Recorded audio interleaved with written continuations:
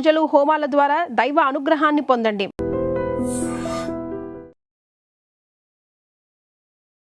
నమస్తే, మీరు చూస్తుంది ఐ డ్రీమ్. నేను మీ కీర్తి. నాతో పాటు హరీష్ ఆచార్య గారు ఉన్నారు. నమస్తే గురూజీ. నమస్కారం అమ్మా. ఎలా ఉన్నారు గురూజీ? దైవానుగ్రహం అన్నాను. అయితే శని వక్రం అని, ఇంతకుముందు మళ్ళా గురుస్థానం అని రకరకాలుగా భయపడతా ఉన్నారు. సో రాబోయే రోజుల్లో ద్వాదశ రాశుల వారికి ఎలా ఉందో తెలుసుకుందాం గురూజీ. చాలు. గురూజీ, ఇప్పుడు ధనుసు రాశి, నేను విన్న దాంట్లో ద్వాదశ రాశుల్లో మిథునం తర్వాత ధనస్సు కూడా అంత Correct. బాగా లేదు అని అంటూ ఉంటారు. కరెక్ట్. సో మరి శని వక్రీకరణ వీళ్ళకి ప్లస్ అవుతుందో మైనస్ అవుతుందో? See it's always something. ఇప్పుడు ధనుసు రాశి వాళ్ళు ఎవరైతే చూస్తున్నారో వాళ్ళు అర్థం చేసుకోవాల్సింది ఒక విషయం ఉంది. అంటే ఒక కాయిన్ కి రెండు సైడ్ ఉంది. It can be heads, it can be tail. ఒక ఇద్దరు గొడవ పడుతున్నారంటే ఒక్కళ్ళ సైడ్ లో మాత్రమే ఉండే న్యాయం మాత్రం చూడము. ఇంకొక సైడ్ లో ఏ న్యాయం ఉందో అది చూస్తాం. ఆఫన్ అది తప్పు అయినా మనం ఒక సైడ్ గా పక్షంగా నుంచుంటాం. కరెక్టా? శని వక్రం అంటే వాడు డర్టీ ఫెలో అని మనం డిసైడ్ చేయకూడదు. ఫస్ట్ పాయింట్ అర్థం చేసుకోవాలి. ధనుసు రాశి వాళ్ళకి అర్ధాష్టమ శని ట్రూ, నేను లేదనట్లేదు. దానికంటే విపరీతమైన ప్రాబ్లం ఇచ్చేది అష్టమంలో ఉన్న గురు. అష్టమంలో గురు వల్ల మీకు చాలా ప్రాబ్లమ్స్. అంటే ఇప్పుడు అక్కడ మంట ఉందంటే ఇంకా హెవీగా బ్లోయింగ్ పెడితే ఎంత పెద్దగా అవుతుందో, మంట ఉన్న చోట ఇంకొక 2 కిలోలు నెయ్యి వేస్తే ఎంత బాగా పెద్దగా అవుతుందో, that is happening because of గురు.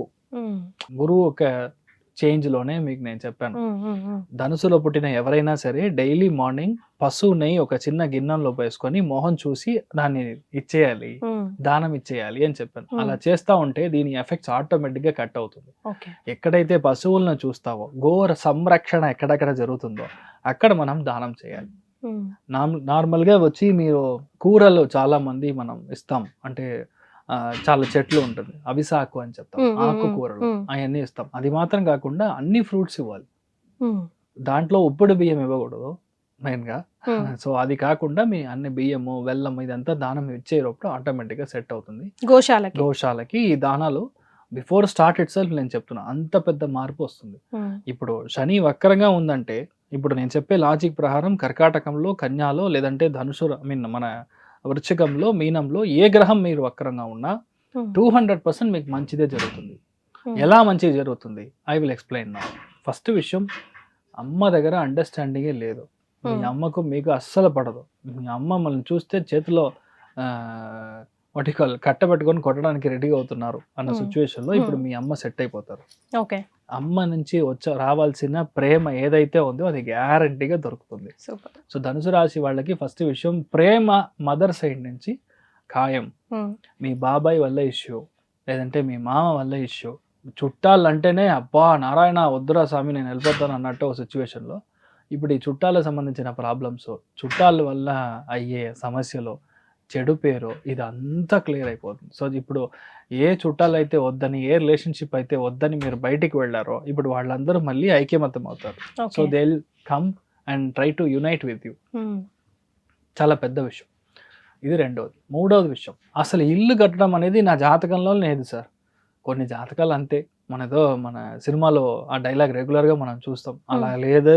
ఇప్పుడు 100% మంచి ల్యాండ్ కొంటారు, 100% మంచి అపార్ట్మెంట్ కొంటారు, కొత్త ఇన్వెస్ట్మెంట్ గ్యారంటీగా చేస్తారు. కొంతమంది పెద్ద ల్యాండ్ ఉంటుంది, జాయింట్ వెంచర్కి ఒక మంచి మనిషి వస్తే మనం ఒక 3 ఫ్లాట్ తీసుకొని బ్యాలెన్స్ అంతా మనము అమ్మడానికి యూజ్ చేసుకోవచ్చు అన్నట్టు ఒక లాజిక్లో ఉంటారు.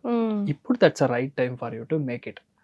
ప్రొవైడెడ్ మీకు శని వక్రంగా జాతకంలో ఉండాలి, లేదంటే ఏదైనా గ్రహం వక్రంగా ఉందంటే మీకు ఈ ఆప్షన్ వస్తుంది. అది లేదంటే డాక్యుమెంటేషన్ ఇస్తూ వస్తుంది. సో మీరు డాక్యుమెంటేషన్లో చాలా జాగ్రత్తగా 1కి 2 సార్లు మదర్ డాక్యుమెంట్ చెక్ చేసుకోవాలి. దాంట్లో మెయిన్గా రోడ్ యాక్సెస్ ఉందా లేదా ఆ సైట్ కానీ చూసుకోవాలి. Is it really the original document are double document అని మీరు చూసుకోవాలి. ఇలాంటి విషయాలన్నీ బుధుడు వక్రంగా, శని వక్రంగా బుధుడి యొక్క నక్షత్రంలో ఉన్నప్పుడు ఇలా జరగడానికి ఛాన్స్ ఉంది. మెయిన్గా చూసుకోవాల్సింది మీ యొక్క ఆర్టికల్ అండ్ వెంట్రికల్, ఇదిలా మీకు ప్రాబ్లం వస్తుంది హెల్త్ పరంగా. అదే మరి పిల్లలు వచ్చి అసలు చదవట్లేదు సార్, నార్మల్గా సెట్ అవ్వట్లేదు, వాడి కోర్స్ సెట్ అవ్వలేదు అంటే ఇప్పుడు మీకు కావాల్సిన కోర్స్ దొరుకుతుంది. అది పెద్ద ఒక యాక్సెస్. అదేలాగా మీరు ఒక ల్యాండ్ కొంటారంటే కూడా ఆ ల్యాండ్ చూసారంటే కొంచెం దూరంగా, సిటీ నుంచి ఒక 20 కిలోమీటర్స్ అవుటర్, హైదరాబాద్ అయితే ఒక 80 కిలోమీటర్స్ అవుటర్, అలాంటి ప్లేస్ లో ఒక ఫామ్ హౌస్ లాగా తీసుకోవడం. అలా మీకు తీసుకోవడానికి ఇప్పుడు ఛాన్సెస్ వచ్చి చాలా ఎక్కువ ఉంటుంది. అట్ ది సేమ్ టైం 4వ స్థానం మీకు బాగుందంటే మీ లైఫ్లో ఏం కావాలో అది కరెక్ట్గా జరుగుతుంది, కానీ డిలేగా జరుగుతుంది.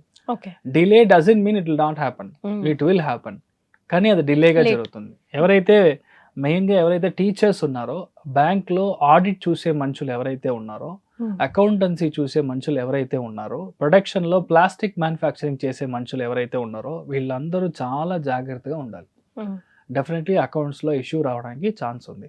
మెయిన్గా చెప్పాల్సింది 45+ అయిందంటే మీ యొక్క బీపీ, షుగర్, కొలెస్ట్రాల్ చూసుకోవాల్సిన ఒక జోన్లో మీరే ఉన్నారు, అది మాత్రమే. బట్ 4వ స్థానం అనేది ఇంకో యాంగిల్లో చూసామంటే మీ యొక్క బ్రదర్ సిస్టర్ నుంచి రావాల్సిన డబ్బు వస్తుంది. మీ యొక్క బాబు లేదంటే పాప సరిగా లేదంటే ఇప్పుడు డిసిప్లినరీ యాక్షన్ తీసుకొని వాళ్ళని కరెక్ట్గా సెట్ చేయడానికి టైమింగ్ ఇప్పుడు. ఇది ఈ యాంగిల్లో కూడా మనకు పని చేస్తుంది. అర్ధాష్టమ శని అంటే ఊరు నుంచి బయటికి వెళ్ళిపోవాలి, సొంత ఊరు నుంచి బయట ఉండాలి, లేదంటే వేరే రాష్ట్రానికి వెళ్ళిపోవాలి, లేదంటే కొంతమంది వేరే కంట్రీ కూడా దొరుకుతుంది. అలా ఉన్నప్పుడు తీసుకోవడం అనేది మంచిది, చాలా మంచిది. సో లైఫ్ సెటిల్ అవ్వడం అనేది ఈ టైం పీరియడ్ లో చాలా ఈజీగా జరుగుతుంది. సొంత ఊర్లో ల్యాండ్, సొంత ఊర్లో ఒక పార్టీషన్ ఇలాంటిదని జరిగిందంటే అబ్సల్యూట్లీ గుడ్, మీరు తీసుకోవచ్చు. Provided again I say documentation ని కరెక్ట్ గా తీసుకోవడం అనేది మంచిది. మిగతా అంతా పెద్ద ఏం ఇష్యూ లేదు, మీరు ఏం ప్లాన్ చేసినా జరుగుతుంది. ఒంట్లో కొంచెం ఒళ్ళు వేయడం అదేలాగా మీ యొక్క బీపీ లాంటి విషయాలు కాస్త చూసుకోవడం అనేది మాత్రం చూసుకుంటే చాలు, మోరల్గా సెట్ కొట్టు. సో రెమెడీస్ ఫస్ట్ స్టార్టింగ్ లోనే చెప్పారు, మళ్ళీ ఒకసారి ఖచ్చితంగా చేయాల్సింది. ఇప్పుడు బుధుడి యొక్క నక్షత్ర స్థానంలో శని వక్రంగా ఉన్నాడు, అర్ధాష్టమ శనిగా మీరు ఉన్నారంటే మీ ఊర్లో ఉన్న సీతారామచంద్ర స్వామి దేవాలయంలో తిరుకల్యాణ మహోత్సవం కళ్యాణం చేస్తున్నారంటే దానికి మీ వంతు సహాయం చేయండి. ఏ క్లాస్గా మారుతారు, ధైర్యంగా ఉండొచ్చు, నథింగ్ టు వరీ. ధనుసు రాశి వాళ్ళు కొంచెం ఇబ్బందుల్లో ఉన్నారని మనం చెప్పుకోవాలి. అలానే భయపడని అవసరం లేదు. సిచ్యువేషన్ ఫస్ట్ అర్థం చేసుకొని కేర్ఫుల్గా ఉంటే సరిపోతుంది. వీళ్ళకి 2-3 ప్రాబ్లమ్స్ ఉన్నాయండి. ఒకటి అర్ధాష్టమ శని నడుస్తుంది, దానితో అష్టమ గురువు నడుస్తుందండి. ఈ రెండే అంటే మేజర్ గ్రహాలు ఇబ్బంది పడే పరిస్థితుల్లో వీళ్ళు ఉన్నారు. రెండోది ఈ మంత్లో కూడా చాలా గ్రహాలు వీళ్ళకి అనుకూలంగా లేవండి. సో కొంచెము సూర్యుడు కానివ్వండి, కుజుడు కానివ్వండి, శుక్రుడు, బుధుడు కొంచెం ఇబ్బంది పెట్టే పరిస్థితుల్లో ఉన్నారు. 4 ఎక్కడా కూడా వీళ్ళకి అనుకూలంగా లేదు. కాబట్టి దానితోడు నాకు కాల్స్ కూడా ఈ రాశి వాళ్ళకి రావడం స్టార్ట్ అయినాయండి ఆల్రెడీ.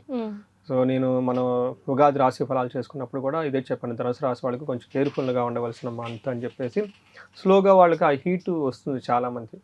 సో కొంతమందికి వీళ్ళ ఈ ఇండివిడ్యువల్ హారోస్కోప్లో కనుక దశలు భుక్తులు సరిగా లేకపోతే అది ఇంకా ప్రాబ్లం ఎక్కువ అవుతుంది అనమాట. ఈ రాశి వాళ్ళు ఇంకా ముఖ్యంగా వేరే రాశులతో అంటే సింహరాశి కానివ్వండి, ఏలినాటి శని నడుస్తున్నా మీన, కుంభ, మేష రాశుల వాళ్ళు ఇంట్లో ఉంటే ఇంకా అధికమైన ప్రాబ్లమ్స్ అంటే అవుట్ ఆఫ్ కంట్రోల్ ఎటో వెళ్ళిపోతూ ఉంటుంది అనమాట. అందుకని ఒకసారి రిస్క్ తీసుకోకుండా ఒకసారి మొత్తం హారోస్కోపులు చెక్ చేయించుకొని హోల్ ఫ్యామిలీ అంతా కామన్గా కలిపి కొన్ని రెమెడీస్, చండీ హోమం ఇలాంటి కొంచెం పెద్ద హోమాలు, అభిషేకాలు, పాశుపతావులు ఇవి చేయించుకుంటే చాలా బాగుంటుందండి. ఇప్పుడు నార్మల్ వాళ్ళు ఓకే, బట్ ఎవరైతే కొంచెం సీనియర్ లెవెల్లో ఉన్నారో, మేనేజర్ లెవెల్లో ఉన్నారో, మంచి పొజిషన్లో ఉన్నారో వాళ్ళకి అంత అమౌంట్ ఇబ్బంది కాదు కాబట్టి వాళ్ళు చేయించుకుంటే చాలా బాగుంటుంది. ఎందుకంటే వాళ్ళది ఏది చూసినా కానీ హై లెవెల్లో ఉంటుంది డెసిషన్, ఏది మంచి కానీ చెడు కానీ. అందుకని ఇలాంటి వాళ్ళు కొంచెం ఆలోచించుకొని చేసుకుంటే చాలా మంచిదండి. రియల్ టైంలో చాలామంది రీసెంట్గా ఫోన్ కాల్స్ అవి వస్తూ ఉన్నాయి. సో ఇందులో అవి 2 గ్రహాలు శని, గురువు కాకుండా ఈ మంత్లో మారుతున్న గ్రహాలు కనుక మనం చూసుకుంటే సూర్యుడి వల్ల ఏమవుతుందంటేనండి వాళ్ళ చుట్టూ ఉన్న వాతావరణం ద్వేషించబడినట్లు ఉంటుంది. సో ఇందులో ఉన్న నక్షత్రాలు చూస్తే మూలా నక్షత్రం 1, 2, 3, 4 పాదాలు, పూర్వాషాఢ 1, 2, 3, 4 పాదాలు, ఉత్తరాషాఢ ఫస్ట్ పాదం అంతా ధనుసు రాశిలో ఉంటారు. ఇందులో పేరు బలం కనుక చూసుకుంటే ఏ, యో, బా, బీ, బు, దా, భా, దా, భే అనే లెటర్స్ అంతా ఇందులో ఉంటుంది.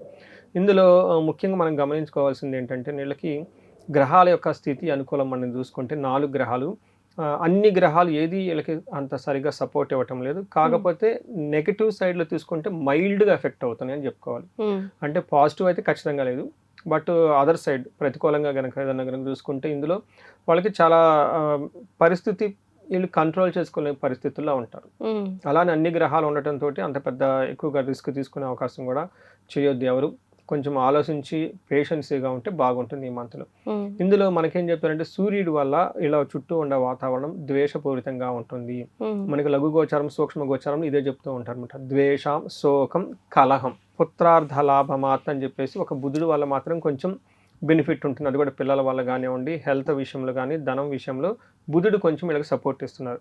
అయితే మిగతా 3 గ్రహాలు ఏ అయితే మారుతూ ఉన్నాయో, ఒక గ్రహం శోకాన్ని తీసుకొస్తుందంట, ఒక గ్రహం వచ్చేటప్పటికి ద్వేషాన్ని తీసుకొస్తుంది, ఇంకొక గ్రహం వచ్చేటప్పటికి కలహాన్ని, గొడవలను తీసుకొస్తూ ఉంటుందని చెప్తారు.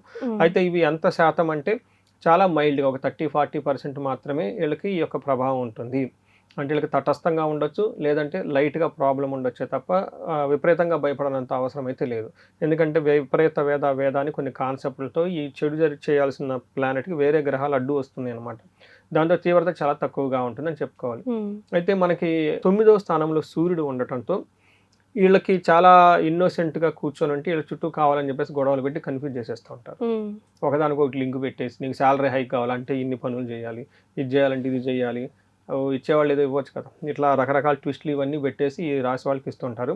జనరల్గా అర్ధాశ్రమ శని నడవడంతో ఇంట్లో కూడా ప్రాబ్లమ్స్ ఉంటాయి, భార్యాభర్తల మధ్య సరైన సఖ్యత ఉండదు, ఒకదానికొకటి మిస్అండర్స్టాండింగ్స్, ఎవరో ఒకళ్ళు జాబ్ కోల్పోయి అటు ఇటు తిరగటం, ఈ పనులన్నీ చేసే అవకాశం ఎక్కువగా ఉంటుంది. ఈ టైంలో వీళ్ళకి నిందపరాధ కలహం నిర్దోషచ్చ ధనక్షయం పుణ్య లాభార్థ నాశాచ అంటారు. అంటే మంచి ఉద్దేశంతో ఏ పని చేసినా కలిసి రాదు, ధనం కోల్పోయే అవకాశం ఎక్కువగా ఉంటుంది, కలహం గొడవలయ్యే అవకాశం ఎక్కువగా ఉంటుంది. వీళ్ళ తప్పు లేకపోయినా కానీ వీళ్ళ తప్పు అని చూపించే ప్రయత్నాలు ఎక్కువగా చేస్తూ ఉంటారు. కాబట్టి కొంచెం జాగ్రత్తగా ఉండవలసిన మంతని గమనించుకోవాలి. సేమ్ సూర్యుడికి వీళ్ళకి ఏదైతే ఉందో కుజుడు ఇంకా పోయేసి ఇంకా ప్రాబ్లమ్స్ ఎక్కువగా చేస్తూ ఉన్నారు అనమాట. ఇక్కడ కుజుడు వీళ్ళకి 7వ స్థానంలో ఉండటంతో అన్న వస్త్రాది రాహిత్యం సదాక్లేశ స్వబంధుభిః కువార్త పుత్రభాతృణం క్రోధ సప్తమగే కుజ అంటారు. అంటే 7వ స్థానంలో కుజుడు ఉండటం కూడా అంత మంచిది కాదని చెప్తారు. ఇక్కడ ఏమవుతుందంటే టయానికి భోజనం చేయకపోవటం, తర్వాత బంధువులతో గొడవలు వచ్చే అవకాశం ఎక్కువగా ఉంటుంది. మెయిన్ కువార్త అంటే చెడు వార్తలు వినే అవకాశం ఎక్కువగా ఉంటుంది. ఫ్రెండ్స్ తోటి, అన్నదమ్ములతోటి గొడవలు అయ్యే అవకాశం ఎక్కువగా ఉంటుందని చెప్పుకోవచ్చు. ధనం కూడబెట్టిన ధనం ఏదైనా ఉంటే కోల్పోయే అవకాశం ఎక్కువగా ఉంటుంది. అయితే ప్రొఫెషనల్ మ్యాటర్స్లో మాత్రం కొంచెం ఇంప్రూవ్మెంట్ ఉందని చెప్పుకోవచ్చు కుజుడు వల్ల. నెక్స్ట్ శుక్రుడు అగైన్ 10వ స్థానంలో ఉండడం, ఇది కూడా అంత మంచి పొజిషన్ కాదండి. ఇక్కడ మనకేం చెప్తారంటే స్త్రీ సౌఖ్య హాని మాప్నోతి అని చెప్తారు సంస్కృతంలో. అంటే స్త్రీల ద్వారా, లేదంటే లేడీస్ అయితే జెంట్స్ ద్వారా వాళ్ళకి రావాల్సిన కంఫర్ట్ సౌఖ్యం రాకుండా, వాళ్ళ నుంచి సపోర్ట్ రాకుండా వీళ్ళే రివర్స్లో ఇబ్బందులు పెట్టే అవకాశం ఎక్కువగా ఉంటుంది. నెక్స్ట్ అర్ధనాశనం, రిపో భయం, విపరీతమైన శత్రువులు ఉంటూ ఉంటారు, బ్లాక్ మెయిల్స్ లాంటివన్నీ చేసే అవకాశం ఎక్కువగా ఉంటుంది. అయితే ఇందులో పాజిటివ్ న్యూస్ ఏంటంటే కొత్తగా వెహికల్స్ కొనుక్కునే వాళ్ళు ఎక్కువగా వెహికల్స్ కొనుక్కునే అవకాశం ఎక్కువగా ఉంటుంది. ఎడ్యుకేషన్కి సంబంధించిన వ్యవహారాల్లో బాగుంటుందని చెప్పుకోవచ్చు. సో మనం ఏ ప్రకారంగా చూసుకున్నా ఛాలెంజింగ్గా ఉంటుంది కాబట్టి కొంచెం కేర్ఫుల్గా ఉండడం ఎంతైనా అవసరం. సో నక్షత్రాలు సపోర్ట్ ఇస్తున్నాయండి మరి వీరికి? నక్షత్రాలు అగైన్ చాలా 50-50గా ఉన్నాయండి. మూలా నక్షత్రం వాళ్ళకి పాజిటివ్ సైడ్లో ప్రొఫెషనల్ మ్యాటర్స్లో గ్రోత్ వచ్చే అవకాశం ఉంటుంది. అయితే పర్సనల్ లైఫ్లో ఫైనాన్షియల్గా బాగా ఇబ్బంది పడిపోతూ ఉంటారు. ఈ విషయం గుర్తుపెట్టుకోవాలి. దరిద్రము, ధనహీనత రెండు చూపిస్తుంది. అయితే పాజిటివ్ సైడ్లో రాజ్యలాభము, పరవాసము, ఫారిన్ కనెక్షన్ ఉన్న వాళ్ళకైతే బాగుంటుందని చెప్పొచ్చు. అలానే పూర్వాషాఢ నక్షత్రం వాళ్ళకి ఫైనాన్షియల్ క్రైసిస్ విపరీతంగా ఉంటుంది, దరిద్రము, ధనహీనత. అయితే ఇందులో రాజ్యలాభము, వస్త్రలాభము రెండు చూపిస్తుందండి. పరవాసం, ఫారిన్ ఉండే వాళ్ళకి కూడా కలిసి వస్తుందని చెప్పుకోవచ్చు. అలానే ఉత్తరాషాఢ నక్షత్రం వాళ్ళకి అగైన్ ఫైనాన్షియల్ క్రైసిస్ చాలా ఎక్కువగా ఉంటుంది, ధనం అనేది టయానికి అందదు. వీళ్ళకి రాజ్యలాభము బుధుని వల్ల, అలానే వస్త్రలాభం అని చూపిస్తుంది. ఎవరైతే ఐటీ సాఫ్ట్వేర్ ఫీల్డ్లో ఉన్నారో వాళ్ళకి ప్రమోషన్స్ వచ్చే అవకాశం ఈ టైంలో ఎక్కువగా ఉంది. బట్ ఓవరాల్గా పరిస్థితి ఛాలెంజింగ్గా ఉంటుంది కాబట్టి కొంచెము ఉత్తరాషాఢ, పూర్వాషాఢ నక్షత్రం వాళ్ళకి గాయాలు అయ్యే అవకాశం ఎక్కువగా ఉంటుంది. పూర్వాషాఢ నక్షత్రం వాళ్ళకి కన్ఫ్యూజన్ ఎక్కువగా ఉంటుంది. ఈ రాహుకేతుల వాళ్ళ యొక్క ప్రభావంతో డెసిషన్స్ తీసుకోవడానికి చాలా ఇబ్బంది పడుతూ ఉంటారనమాట. సో ఈ టైంలో ఒకసారి ఇండివిజువల్గా జ్యోతిష చక్రం, జాతక చక్రం చూపించుకొని వాళ్ళ హెల్ప్ తీసుకుంటే, ఎక్కడ ఫారిన్లో ఉంటే బాగుంటుందా, ఇండియాలో ఉంటే బాగుంటుంది, ఈ కంపెనీ ఉంటే బాగుంటుందా, మారుతామా, ఇలా ఇంపార్టెంట్ డెసిషన్ యాక్చువల్గా తీసుకోకుండా ఉంటేనే బెటర్. బట్ ఏదైనా కనుక చేసుకోవాలనుకుంటే ఒక్కసారి జాతక చక్రం చూపించుకొని, ఇంకా ఏమైనా శాపాలు అవన్నీ యాక్టివ్ అయ్యి ఉంటే ఒకదానికొకటి యాడ్ అవుతూ ఉంటాయి అనమాట. అలాంటి వాళ్ళు ఇమీడియట్గా పరిహారాలు చేసుకుంటే ఈ యొక్క టఫ్ సిచ్యువేషన్ నుంచి బయటపడవచ్చు. ఓకే, మరి స్పెసిఫిక్గా వీళ్ళు ఈ సిచ్యువేషన్ నుంచి బయటపడడానికి ఏమైనా రెమెడీస్ సూచిస్తారండి? వీళ్ళకి చాలా ప్రాబ్లమ్స్ ఉన్నాయండి. ఏ రెమెడీ చెప్పాలన్నది లిస్ట్ చాలా పెద్దది అవుతుంది. ఫస్ట్ ప్రతి ఒక్కరికి మ్యాండేట్గా రుద్రాభిషేకం చేయించుకోవడం చాలా చాలా చాలా హైలీ రికమెండబుల్ అండి.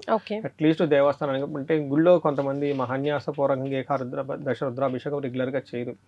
ఈవెన్ శివాలయాల్లో కూడా రెగ్యులర్గా చేయరు. చేసినా కానీ ఒక పర్టికులర్ టైంలో చేస్తారు. ఒకవేళ వాళ్ళని అడిగి అప్రోచ్ అయ్యి చక్కగా మహాన్యాసంతో ఏకాదశ రుద్రాభిషేకం చేయించుకోవటం, తర్వాత మృత్యుంజయ పాశుపత అభిషేకం చేయించుకోవడం చాలా చాలా ఇంపార్టెంట్ అండి. ఇంకా కుదిరితేలకు మన్యు పాశుపత అభిషేకం అని ఉంటుంది. చాలా విషయాల్లో కంట్రోల్ అవుతుంది ఎనర్జీ అంతా. సో శని పాశుపత అభిషేకం ఇలా కొంచెం పెద్ద పెద్ద రెమెడీస్ చేసుకుంటే బాగుంటుందండి. ఎందుకంటే వీళ్ళకి సమస్య తీవ్రత చాలా ఎక్కువగా ఉంది కాబట్టి, అందులోనూ అర్ధాశ్రమ శనితో కూడా ఉన్నారు కాబట్టి శనికి సంపూర్ణమైన శాంతి పూజలు చేయించుకోవటం, శని పిప్పలాద స్తోత్రం ఉదయం సాయంత్రం చదువుకోవటం, తర్వాత దక్షిణామూర్తి గుళ్ళు కానివ్వండి, దక్షిణామూర్తి స్తోత్రం చదువుకుంటూ ఉంటే బాగుంటుందని చెప్పుకోవచ్చు. మెయిన్ నవగ్రహ స్తోత్రం కూడా చదువుకోవాలి. అంటే వీళ్ళకి కొంచెం రెమెడీస్ ఎక్కువగా చేసుకోవాలి. టఫ్గా ప్రాబ్లమ్స్ ఎక్కువ ఉన్నాయి కాబట్టి రెమెడీస్ కొంచెం ఉన్న గట్టిగా 12 రాసుల్లో ఏదైనా టఫ్గా ఉందంటే ఇదే అనుకోవాలి. అదే. అంటే వాళ్ళు భయపడడం కాదు, సిచ్యువేషన్ అలా ఉంది కాబట్టి. ఓకే.